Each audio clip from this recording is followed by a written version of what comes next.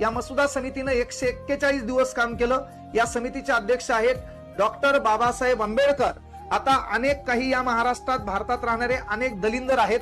ते म्हणते 7 लोक असताना बाबासाहेबांचंच नाव मोठं का? भाऊ, ते बॅरिस्टर होते, इंग्लंडला शिकले, जपानमध्ये बाराटला नावाचा कोर्स केलाय. एवढं करून आपल्या भारताची हालाकीची परिस्थिती माहित होते. याच्यातलं एक बी बाहेर गेलं नव्हतं. मग यायला काय धतुरा माहितीये का घटनेत काय करायचं आणि काय नाही? है ना? मग तिथं बाबासाहेबांचं नाव येणार असेल. भाऊ, ज्या माणसाने जे काम केलं त्याच्या कामाला व्हॅल्यू द्यावाच लागेल ना तुम्हाला. पण तुमच्यासारखे 2-4 फुटुरे जरी म्हणले समजा बाबासाहेबांनी काय केलं, बाकीचे बी लोक होते आणि काही काय आहेत पा उगं भाषणात बाबासाहेबांचं नाव घ्यायचं, माघारी कार्यक्रम बरोबर वाजायचा. तर त्यांनी लक्षात घ्यायचं ज्या माणसाचं जे काम आहे ते काम तुम्हाला मानावंच लागेल. याच्यात दोघांनी राजीनामा दिलाय, म्हणजे एक जण मेलं होतं त्याच्या जागी दुसरं आलं, एकाने राजीनामा दिला. 5 जणांचं नाव इतिहासात कुठंच दिसलं नाही. डायरेक्ट इथंच कसं मोठं होईल भाऊ, है ना?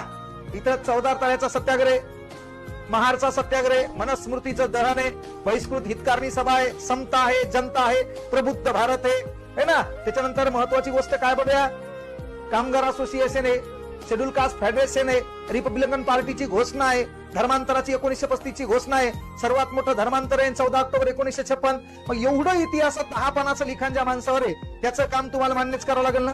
हा, म्हणून तिथं आपण डायलॉग घालायचा नाही. आपलं काहीच खरं नाही ना. आपण तेवढ्या मोठ्या सूर्याबद्दल बोलायचं नाही. प्रज्ञा सूर्य, बोधिसत्व, परमपूज्य, ज्ञान सम्राट, अर्थतज्ञ, है ना? तर त्या माणसाबद्दल आपण बघायला घालायचं नाही. आणि ज्याला हाणायचा लय पुस्तक वाजलेत माझ्यासमोर बसायचं, मग मी तुला सांगतो त्याचं काय काय काम आहे. चला असं